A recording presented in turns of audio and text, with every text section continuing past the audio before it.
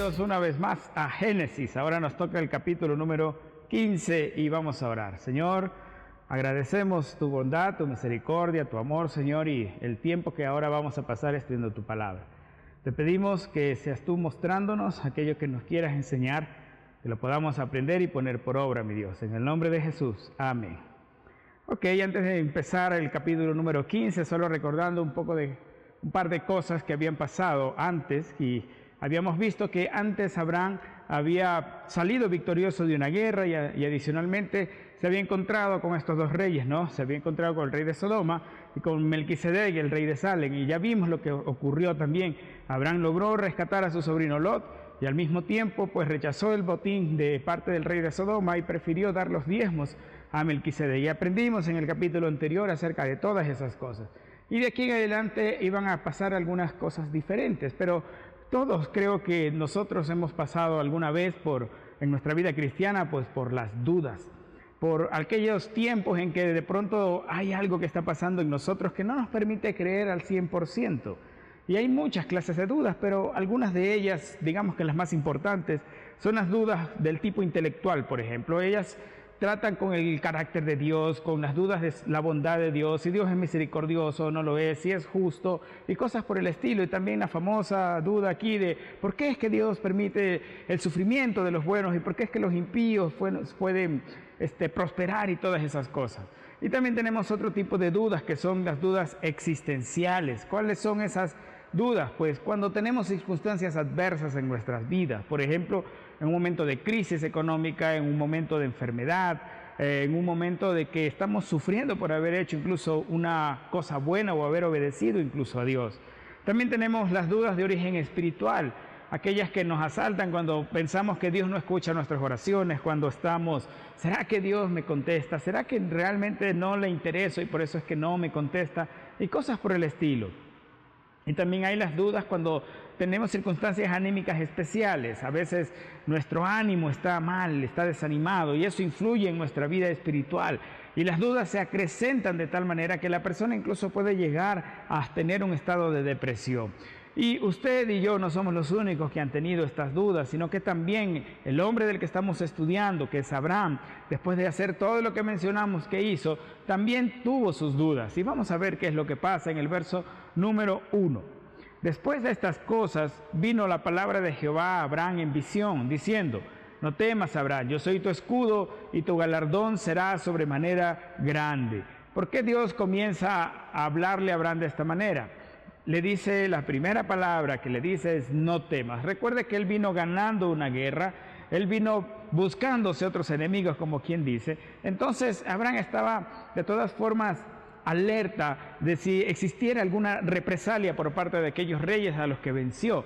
Pero Dios actúa en este momento y le dice: Abraham, no tengas miedo porque yo soy tu escudo. ¿Qué quiere decir escudo? Es aquello que nos protege de cualquier amenaza que viene desde el exterior. Y es lo que Abraham estaba tal vez temiendo, el hecho de que hubiera una represalia contra él, contra su familia, por lo que acababa de pasar. Pero Dios le está diciendo: tranquilo, porque Abraham, yo voy a estar como tu escudo, nada va a pasar ante ti porque yo estoy aquí. Y la segunda cosa, recuerde que él rechazó el botín del rey de Sodoma. Él dijo: no, yo no quiero eso, y más bien dio los diezmos a Melquisedec. Entonces de pronto Abraham pudo haber pensado tal vez, digamos, una suposición, por supuesto, bueno, era de haber aceptado el botín, ¿no? Ya tengo bastante dinero, pero de todas maneras uno nunca sabe cuándo va a necesitar más, entonces hubiera aceptado tal vez el botín. Pero Dios también está respondiendo y dice: Abraham, yo soy tu galardón también. Y la descripción es especial porque dice que es tu galardón de una manera grande, sobremanera grande. Eso habla de la abundancia del galardón de Dios. ¿Y qué quiere decir esto? Cuando un hijo de Dios rechaza aquellas cosas que pueden ir en contra de la voluntad de Dios, por ejemplo, darle la espalda a Dios, los atajos, los negocios turbios, obtener dinero por debajo de la mesa y cosas por el estilo, en realidad no está perdiendo, está ganando, porque aunque pudo tener una ganancia, esta ganancia va a ser deshonesta. Y lo más importante es que podamos hacer la voluntad de Dios en las cosas pequeñas, en las grandes, y cualquier momento, en cualquier lugar, Dios siempre va a estar mirando cuáles son nuestras acciones. Y en este caso, Dios está respaldando la decisión de Abraham. Y dice, ok, tú rechazaste todo eso, pero yo voy a ser también tu galardón. Pero luego comienzan las dudas y vamos a ver los versos 2 y 3. Y respondió Abraham, Señor Jehová, ¿qué me darás siendo así que ando sin hijo? Y el mayordomo de mi casa es ese Damaseno Eliezer.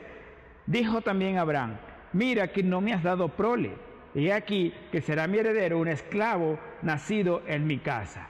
Esto es más o menos como parafraseando, como que Abraham hubiera dicho, ¿sabes qué, Dios? Tengo muchas riquezas, pero ya no quiero más, no me has dado hijos, no tengo hijo, el deseo de mi corazón es poder tener un hijo. Además, tú me has prometido que me ibas a convertir en padre de naciones. Recuerda, eso pasó antes, capítulo 2. Entonces, ¿de dónde va a venir mi descendencia, Dios, si no me has dado hijo? Dios ya se lo había dicho 3 capítulos atrás, que iba a ser de él una gran nación, iba a dar descendencia. Pero ahora Abraham está diciendo, pero Dios, no me has dado hijo. Y tal vez es común por el hecho de que Abraham ya había esperado un tiempo. Y muchas veces nuestras dudas se dan en circunstancias cuando nosotros no queremos esperar o cuando pensamos que hemos esperado demasiado tiempo y Dios no nos ha respondido. Pero la duda no tiene que asaltarnos desde ese punto de vista, porque cuando Dios habla, usted y yo sabemos, y vamos a ver también más adelante, que Dios va a cumplir. El tiempo en que lo haga dependerá de muchas circunstancias y dependerá de la persona, porque Dios tiene un plan diferente para cada uno. Unos esperarán más, otros esperarán menos, pero Dios va a cumplir su palabra. Además, la forma en que está escrito estos versículos, la forma en que Abraham dice, mira, Señor, no tengo hijo y hay un mayordomo en mi casa, un hombre llamado Eliezer. Él va a heredar estas cosas que son mías.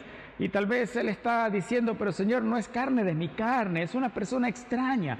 No creo que tú me vayas a bendecir a través de una persona extraña. No creo que tú me hayas dicho que me vas a dar descendencia a través de alguien más que no soy yo. Pues, ¿por qué decía estas cosas? Había una costumbre en aquella época, de acuerdo a esa costumbre, a esa ley, si Abraham no hubiera tenido un hijo, Eliezer, su principal criado, pues que si tendría un hijo, a su tiempo ese hijo iba a ser el heredero de todas las cosas de Abraham. Por eso este diálogo entre Dios y Abraham fue realmente especial, porque Abraham no estaba ocultando sus dudas, y esa es la primera cosa que tenemos que entender. No niegue sus dudas, tráigalas a Dios, porque no ganamos nada negándolas. Las dudas están allí y más bien van a crecer tal vez en algún momento. Pero cuando nos acercamos a Dios y somos sinceros ante Él, va a venir una respuesta también de parte de Dios. Y Abraham no está escondiendo sus dudas. Y dice, Dios, pero no entiendo qué es lo que quieres hacer. Me prometiste algo y no me das todavía. Lo único que me has dado es riquezas. Bueno, ¿quién quejándose de las riquezas? No solo Abraham. Pero en este caso, Abraham quería como mayor anhelo de su corazón el poder tener un hijo. La duda a veces es como un niño pequeño. ¿Por qué? Porque busca atención. Y entre más atención le damos, más atención también va a demandar. Pero debemos entender que la duda y la incredulidad son dos cosas diferentes. Pero la duda, tristemente, puede llegar a convertirse también en incredulidad. La incredulidad, ¿qué es entonces? Es la decisión de vivir una vida como si Dios no existiera. A veces, y lamentablemente han habido personas que conocieron al Señor, han estado con Él, y de pronto como sus dudas comenzaron a llegar, en lugar de resolverlas, comenzaron a acumularlas y terminaron apartándose por completo del camino. A eso se le llama una incredulidad. O sea, ya tengo las pruebas, sabemos que Dios existe, pero vive como que si Dios no existiera. Es una forma deliberada de rechazar a Jesucristo y todo lo que Él representa. En cambio, la duda es algo diferente, porque estas dudas aparecen en un contexto de la fe. Recuerden que Abraham era un hombre de fe y es el hombre que está mostrándonos dudas ahora. Así que es un anhelo más bien de nuestro corazón de poder estar seguros de las cosas que creemos. Esa es la diferencia de las dudas que tenía Abraham. Abraham no dudaba de lo que Dios podía hacer. Abraham quería estar seguro de lo que Dios iba a hacer en su vida. Así que mientras más te preocupes de las dudas y más mires a las dudas, menos mirarás a Dios. Y otros hombres en la Biblia también tuvieron dudas. y tuvieron unas dudas graves tal vez. Por ejemplo, Juan el Bautista. ¿Qué dice la Biblia de Juan el Bautista? Él dice, miren, el Cordero de Dios que quita el pecado del mundo. Está señalando a Jesucristo como tal. Y luego de eso, pues, él va a la cárcel y luego manda a preguntar si realmente Cristo es el Mesías. Si en verdad era él o se tenían que esperar a otro. Recuerde que eso pasó. ¿Y que decían de Juan el Bautista? El mismo Jesús dijo que entre los nacidos de mujer no hay otro mayor que él que haya sobre la tierra. Entonces un hombre de este tamaño, de esta tremenda talla espiritual, también tuvo dudas. ¿Quién más? En el Antiguo Testamento está un hombre llamado Gedeón. Dios se le había acercado a Gedeón, declarándole a él, diciéndole, eres un poderoso guerrero. Y lo llamó para librar a su nación de los madianitas. Pero Gedeón estaba como que, sí Dios, pero como que resistente y a cada rato contendía con Dios y quiero que me confirmes Dios de esta y de esta manera. Y tenía preguntas y preguntas. Y muchas veces así también nos pasa a nosotros, ¿verdad? Gedeón decía, pero Dios, si estás con nosotros, ¿por qué es que nos ha pasado estas cosas? Y cuando Dios le dice, tú vas a hacer, pero espérate, dame señales de que en verdad voy a hacer yo. Entonces, hay este tipo de dudas también. Moisés, sí, este hombre, uno de los más grandes profetas del Antiguo Testamento, uno de los hombres más prominentes de todos los tiempos, también tuvo muchos combates en su lucha con la fe. Por ejemplo, cuando Dios lo llamó, él se luchó por creer que de verdad Dios lo había elegido para liberar a su pueblo de Egipto. Después recuerde que él había asesinado a un egipcio y había sido rechazado por sus hermanos hebreos y decía, pero Dios, no me van a creer, y ahora, y Dios tuvo que mostrarle algunos acontecimientos extraordinarios para que él tuviera más certeza, pero incluso llegó un momento en que él dijo, ¿sabes qué, Señor? Yo no, manda otro. Comenzó a poner excusas porque sus dudas comenzaron a alterar un poco su percepción. ¿Y qué es lo que hacemos entonces cuando la duda comienza a invadir nuestras vidas? Una de las cosas importantes que podemos hacer, la primera ya vimos, vaya con sus dudas a Dios. La siguiente, recuerde las promesas de Dios en su palabra, verso 4 de Génesis 15. Luego vino él, palabra de Jehová diciendo, no te heredará sino un hijo tuyo será el que te heredará. Dios mismo se encarga de tratar con Abraham ahora mismo. Recuerde que al principio vimos, no, Dios se le apareció en visión, pero ahora le está diciendo enfáticamente por medio de sus palabras, de que en una afirmación muy grande, diciendo, ¿sabes qué? Abraham no es a través de él, no es de Eliezer, es decir, es a través de un hijo tuyo, de tu descendencia. Está hablando directo a Abraham. ¿Y cómo podemos incrementar esto? Pues para recordar esto, es bueno recordar la fidelidad de Dios en las cosas que ya hizo. En Génesis 15:5 dice, y lo llevó fuera, y le dijo, mira ahora los cielos, y cuenta las estrellas si las puedes contar. Y le dijo, así será tu descendencia. Imagínese esta escena, ¿no? Dios llevándolo fuera, ven, hijito, ven para acá, ya te voy a mostrar algo. Y a veces las dudas nos pueden conducir al temor también. Y cuando esto sucede, pues necesariamente vaya y recuerde las cosas que Dios ya hizo. ¿A qué me refiero? Dios ya le había hablado a Abraham en el capítulo 12, verso 7, dice, y apareció Jehová a Abraham y le dijo, a tu descendencia daré esta tierra, y edificó allí un altar a Jehová, quien le había aparecido. Dios ya le dijo a Abraham, a tu descendencia. Luego, más adelante, en el capítulo 26, se lo recalca y dice en Génesis 26:4, multiplicaré tu descendencia como las estrellas del cielo y daré a tu descendencia todas estas tierras y todas las naciones de la tierra serán benditas en tu simiente. Dios reafirma varias veces la palabra y la promesa que le había dado a Abraham.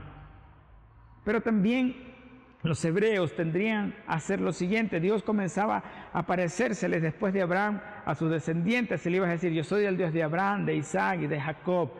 Y sucesivamente así comenzaban a identificarse en la nación de Israel y comenzaban a recordar siempre las maravillas que Dios había hecho en el pasado. En Deuteronomio 7, versos 18 y 19, dice, no tengas temor de ellos, acuérdate bien de lo que hizo Jehová tu Dios con Faraón y con todo Egipto, de las grandes pruebas que vieron tus ojos y de las señales y milagros y de la mano poderosa y el brazo extendido con que Jehová tu Dios te sacó. Así hará Jehová tu Dios con todos los pueblos de cuya presencia tú temieres. Dios estaba dándole fuerza al pueblo, pero a nosotros también nos interesa recordar qué fue lo que Dios hizo en el pasado por ti, qué fue aquellas cosas que Dios ya hizo y que te alimentó la fe, alguna enfermedad tal vez que te sanó, algún momento de crisis que te suplió, a alguien que conocías que Dios salvó, cosas por el estilo. Pero recuerda que Dios nunca ha dejado de cumplir su palabra y su misma fidelidad era la misma de ayer, la misma de 20 años y la misma de siempre, es lo que dice la Escritura. Entonces, si Dios hizo algo por ti en el pasado, Dios lo va a seguir haciendo. Recuérdalo eso, así que recuerda todas aquellas cosas que Dios ya hizo por ti, alimentando tu fe, alimentando tu caminar cristiano, y no permitas que la duda gane terreno, sino al contrario, alimenta tu fe. Y eso es lo que va a hacer Abraham en el verso 6. Este es uno de los versos más famosos de la Biblia, y dice: y creyó a Jehová y le fue contado por justicia. Esto es una manera de ver e entender de cómo podemos alimentar nuestra fe. Nuestra fe se alimenta cuando creemos a Dios, no cuando creemos en Dios. Cualquiera puede creer en Dios, ya lo hemos visto. La Biblia dice que hasta los demonios creen y tiemblan. Pero lo importante es creer en la palabra de Dios. La fe de Abraham no era simplemente fe, era una fe obediente. Cuando dice creyó Abraham a Dios, quiere decir que oyó, creyó y obedeció. La palabra creyó, de hecho, en Génesis, incluye obediencia. Es una palabra que incluye esta acción del luego de haber creído, obedecer. Y en varios textos del Nuevo Testamento, la palabra creer también abarca la obediencia del Evangelio. ¿Y qué ganaba con creerle a Dios, con creer las palabras que Dios dijo? Pues la Biblia dice que como resultado le fue contado por justicia. Esta es una de las expresiones más claras de la Biblia en el Antiguo Testamento, donde podemos entender que la salvación es por medio de la fe. Así de simple. Abraham no se hizo justo, no fue justificado por los rituales que hizo. Él fue justificado por creerle a Dios, por su fe. En Gálatas 3, versos 6 y 7, Pablo nos recuerda y dice: así Abraham creyó a Dios y le fue contado por justicia. Sabed, por tanto, que los que son de fe, estos son hijos de Abraham. Pablo usa a Abraham como el antepasado espiritual de los creyentes. Recurre al texto que acabamos de ver ahora para, usando esas mismas palabras, decir que nosotros como creyentes en la fe somos hijos de Abraham en la fe, no por carne, sino por la fe de este hombre. Y aquí, pues, buenazo, Abraham creyó y le fue contado por justicia. ¿A Dios dudas? No. Vuelve a pasar. La duda ataca de nuevo, versos 7 y 8. Y le dijo: yo soy Jehová que te saqué de Ur de los Caldeos para darte a heredar esta tierra. Y él respondió: Señor Jehová, ¿en qué conoceré que la he de heredar? Ok, ¿qué es esto? Dios ya le había dicho a Abraham: Abraham, esta tierra va a ser para ti y para tu descendencia. No sabemos cuánto tiempo pasó hasta llegar a este verso 7, pero ahora Abraham utiliza esas mismas palabras que la vez anterior cuando tenía esa duda. Dice: Señor Jehová. ¿Qué es lo que va a pasar? Y después de que Dios da esta declaración solemne: yo soy Jehová que te sacó de Ur de los Caldeos, Abraham, parafraseando, podría decir en este caso: a ver, pero demuéstrame cómo es que voy a heredar esa tierra. Abraham no tenía el título de propiedad de la tierra que Dios le había dicho que iba a heredar, tenía la palabra de Dios. Lo que pasa es que muchas veces nosotros podemos escuchar y creerle a Dios, pero al salir de la iglesia ya decimos: no estoy seguro. De pronto escuchamos un sermón en YouTube, en la iglesia, donde sea, o leemos la Biblia, y en ese momento nos sentimos con fe, nos sentimos fuertes, poderosos y todo lo demás, pero llega el siguiente día y otra vez comenzamos a dudar y no hacemos por miedo o por inseguridad. Y recuerde que esas cosas no deberían pasar, pero Dios, siendo Dios, aún con todo el poder que Él tiene y con toda la autoridad que Él tiene, Él no está regañando en este momento a Abraham, sino que la acción que va a tomar Dios de aquí en adelante es una iniciativa para despejar por completo las dudas que tenía este hombre. Recuerde de que Abraham, el padre de la fe, no cualquiera, tuvo dudas. Imagínense nosotros en nuestro caminar diario, que a veces no tenemos la estatura espiritual de estos grandes hombres. Así que si a usted le ha atacado la duda en algún momento, estas palabras que Dios está diciendo a Abraham y estas acciones que Él está haciéndolas, pues también deben ayudarnos a nuestra vida. Y vamos a ver la iniciativa que toma Dios, versos 9 y 10. Y le dijo: tráeme una becerra de 3 años, una cabra de 3 años y un carnero de 3 años, una tórtola también y un palomino. Y él tomó todo esto y los partió por la mitad y puso cada mitad una enfrente de la otra, mas no partió las aves. Lo que pasa es que Abraham estaba pidiendo como una continua confirmación de las promesas de Dios. Lo mismo pasó con Gedeón. Cuando usted va a Jueces capítulo 6, lo puede leer desde el verso 17 en adelante. Usted puede leer que Gedeón también tuvo esas dudas y quería él tener una decisión firme, quería estar seguro, y para eso dijo: Dios, voy a pedir confirmación, necesito que me confirmes para saber que es verdad. Y debemos analizar lo siguiente también: a veces es bueno pedir una confirmación porque de pronto no es para estar seguro que no es nuestra carne la que está hablando, sino que es Dios quien nos está instruyendo. De pronto también debemos estar seguros de que no se trata de una artimaña del enemigo para desviarnos. Pero Abraham está diciendo: Dios, pero dime, ¿cómo lo vas a hacer? ¿Cómo es que estas cosas van a pasar? Y lo que Dios hace no es responderle esas palabras, no es que dice: mira, Abraham, lo voy a hacer de la siguiente manera, con fecha tal voy a iniciar tal cosa, sino que le manda a hacer esta lista de animales que usted acaba de escuchar. Y si usted escucha esta lista, pues bueno, uno que dice una becerra de 3 años, una cabra de 3 años, una carnera de 3 años, etcétera, usted dice: pero ¿qué clase de ritual es este? ¿Qué clase de cosa es? Parece más bien una receta extraña. Pues extraña para nosotros en nuestros tiempos, pero había una costumbre en aquellos momentos, y lo que Dios estaba haciendo aquí iba a garantizar su palabra por medio de un pacto. Era una costumbre en aquel momento, en aquellos días. En Jeremías 34, si usted quiere, lo puede leer. Había una práctica donde las personas, para hacer un pacto, pues agarraban animales, lo partían por la mitad, pasaban por en medio y decían que no se podía romper ese pacto, porque si se rompía, cualquiera de los dos que lo rompía, entonces iban a terminar como los animales que estaban muertos, es decir, partidos. Y la idea aquí era de que Dios iba a demostrarle a Abraham: mira, Abraham, vamos a hacer un pacto, pero uno muy serio. Esto me recuerda las palabras de un pastor amigo mío de hace algún tiempo, que él decía, cada vez que hablaba de la Biblia, él siempre decía: hermano, la cosa es seria. Y lo decía con una cara de seriedad que realmente uno se ponía a pensar: sí, Dios es serio también y Él va a cumplir su palabra. Y ahora, en vez de recriminarle a Abraham, le va a mostrar un acto diferente. Abraham sabía qué hacer con los animales. Los partió por la mitad y los puso cada mitad una enfrente de la otra. Y vamos a ver qué es lo que pasa después, versos 11 y 12. Y descendían aves de rapiña sobre los cuerpos muertos, y Abraham las ahuyentaba.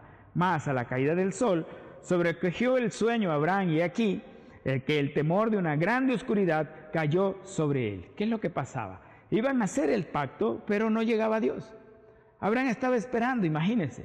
Parece que el pasatiempo favorito para Abraham era esperar, porque tuvo que esperar mucho para poder tener a su hijo, ¿verdad? ¿Y qué le parece si yo le digo que para usted y para mí, de pronto, una de las cosas que más tenemos que hacer es esperar? Eso nos enseña paciencia, ¿verdad? Y a veces nuestra paciencia no está en grandes niveles, no está muy alta que digamos.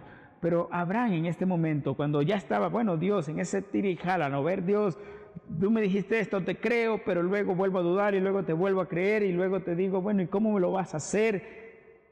Y en este momento, mientras espera la respuesta de Dios, otra vez parece que Dios se hace esperar. Y llega un momento en que las aves de rapiña, en este caso los cuervos, estaban sobre los cuerpos muertos. Y era normal, ¿verdad?, que eso pasaba. ¿Por qué? Porque las aves de rapiña querían comerse estos cuerpos muertos.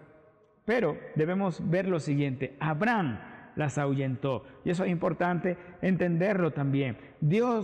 Abraham, estaba seguro y confiaba ahora que Dios iba a bajar. Porque de lo contrario no hubiera ahuyentado a los buitres y todo lo que estaba allí. Porque él decía, bueno, Dios va a venir, tienen que estar los animales aquí. Y eso nos muestra que otra vez estaba creyendo firmemente. Y a pesar de que esta cosa para nosotros es extraño, este ritual, para ellos era muy conocido. Y Dios le va a hablar de esa manera también.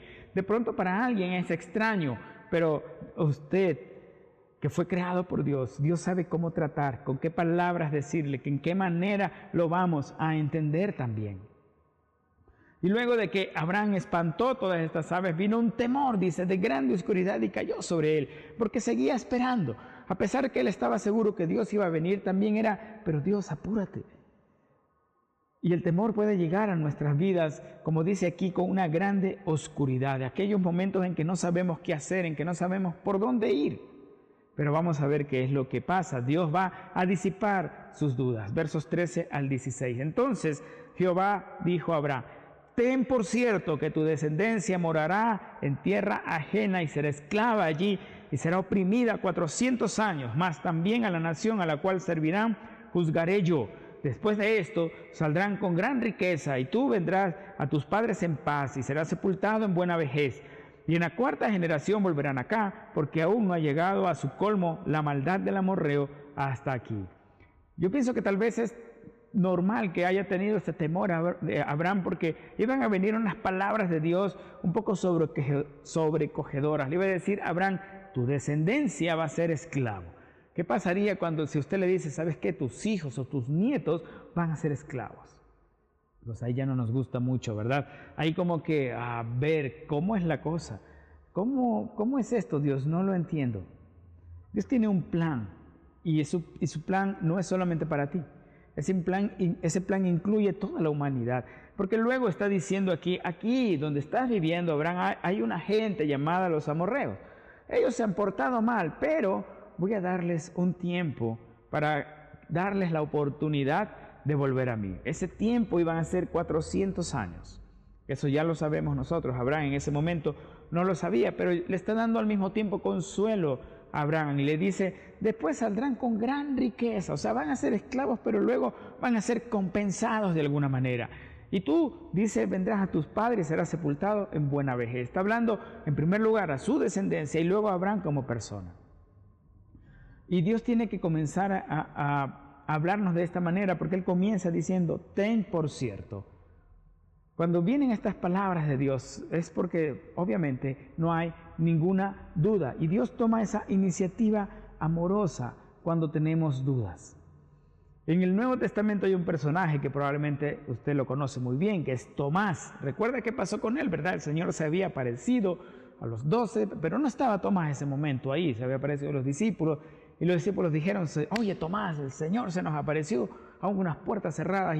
Y Tomás: aguanta, yo necesito ver para creer. Y vamos a ver qué dice Juan 20, del 24 al 27. Pero Tomás, uno de los 12, llamado Dídimo, no estaba con ellos cuando Jesús vino. Le dijeron pues los otros discípulos: al Señor hemos visto. Él les dijo: si no viere en sus manos la señal de los clavos, si metiere mi dedo en el lugar de los clavos, si metiere mi mano en su costado, no creeré.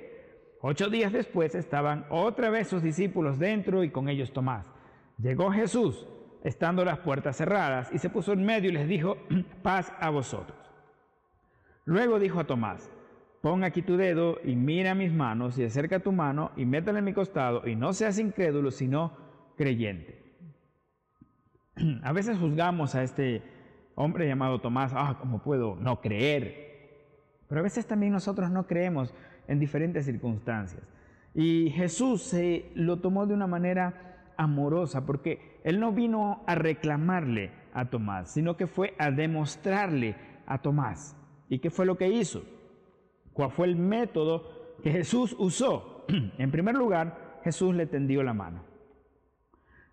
El primer paso para hablar con Tomás en su incredulidad fue ese: ven acá, Tomás. Lo mismo que hace con Abraham antes, lo saca afuera y dice: ven acá, Abraham, mira las estrellas del cielo. Eso es un comportamiento amoroso de Dios. Caminar con nosotros, acompañándonos a nosotros. ¿Quién inició esto? Inició Dios mismo. Le extendió su mano para enseñarle de las cosas que él estaba dudando. Jesús pudo haber dicho: ¿sabes qué? Olvídate, si tú quieres creer, cree. Igual es tu problema, pero no lo hizo. Él decidió actuar con amor. La segunda cosa que hizo fue hacer que Tomás considerara los hechos. Porque él está diciendo, mira, pon tu dedo, mira mis manos, acerca tu mano y métele en mi costado. ¿Por qué Jesús haría esto? ¿Cuál era el propósito? Él invitó a Tomás a que examinara la evidencia, a que examinara aquello de lo cual estaba dudando. Y además alentó a Tomás a tomar una decisión. Ya que examinó los hechos, ahora dice, bueno, Tomás, elige. Puedes mantener tu incredulidad o elige creer. Por eso termina pues diciéndole, no seas incrédulo, sé sino creyente. Y de pronto las mismas palabras para nosotros. Imagínese lo contradictorio que suene que un creyente no crea. ¿Verdad que suena contradictorio? Pero Jesús, en su amor, cedió ante las peticiones de Tomás. Verso 17 de Génesis 15. Y sucedió que puesto el sol y ya oscurecido, se veía un horno humeando y una antorcha de fuego que pasaba entre los animales divididos. Recordemos de que el pacto era que tenían que pasar los dos por allí. Esta es una figura de Dios pasando. El único que pasó fue Dios, no fue Abraham. La costumbre era que los dos pasen. ¿Y por qué razón? Porque este no era un pacto entre los dos lados, era un pacto unilateral, donde Dios iba a cumplir su palabra más allá de lo que Abraham hiciera o dijera. Y eso hemos visto antes, hay palabras, hay promesas de Dios que son incondicionales. Algunas hay condicionales, si tú haces esto, esto va a pasar, pero algunas son incondicionales. Y una de ellas, una de las incondicionales, precisamente es que Dios va a tener cuidado de nosotros. Hay muchas promesas incondicionales en la Biblia que será motivo de otro estudio.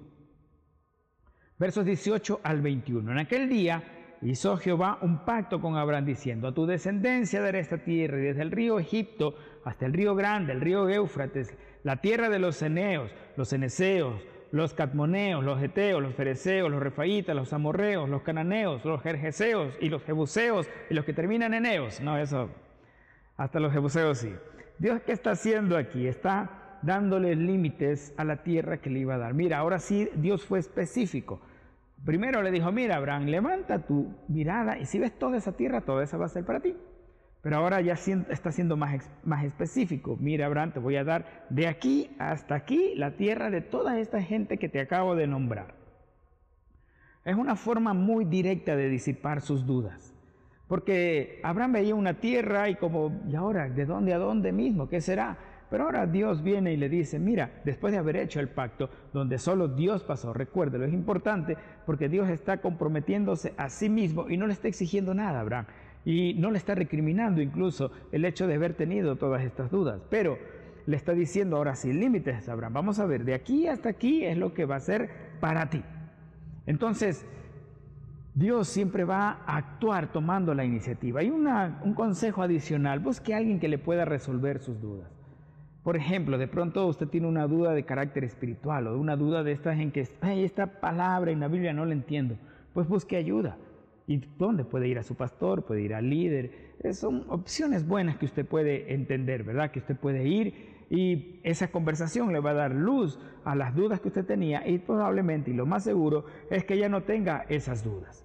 Así que fíjese cuántas veces Dios ha confirmado su palabra. Aquí Dios está confirmando a Abraham una y otra vez su palabra. Es una forma de decir, deja de ser incrédulo y más bien sé creyente, porque Dios es confiable y su palabra es segura. ¿Tienes dudas acerca de las promesas de Dios? Abraham las tenía, pero Dios no se las permitió. También las trató. Así que como conclusión les voy a dejar solo con 2 versículos. Génesis 28:15 dice, he aquí yo estoy contigo y te guardaré por donde quiera que fueres y volveré a traerte a esta tierra porque no te dejaré hasta que haya hecho lo que te he dicho. Dios está diciéndote esto, no te voy a dejar, no te voy a soltar hasta terminar lo que te he dicho que iba a hacer.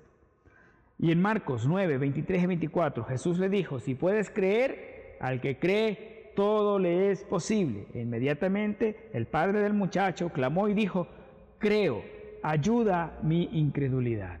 Así que cuando sienta dudas, cuando sienta que no le cree alguna cosa a Dios, haga como este hombre, creo y ayuda a Dios, ayúdame en mi incredulidad. Oremos. Señor, agradecemos tu palabra y te pedimos perdón por los momentos en que hayamos dudado de tu palabra, Señor. Ayúdanos a ser creyentes, no incrédulos. Ayúdanos a que nuestras dudas sean tratadas y despejadas con tu palabra. Y gracias por ser amoroso con nosotros, por soportarnos, Señor, por no recriminarnos tantas veces. Gracias por mostrarnos tu palabra y reafirmarnos las promesas que nos has dado, Señor. Y te pido en el nombre de Jesús que todas aquellas promesas que han sido dadas a nuestros hermanos que están escuchando y mirando ahora, pues, Señor, sean reafirmadas en tu nombre, en tu misericordia, Señor. Amén. Muchas gracias.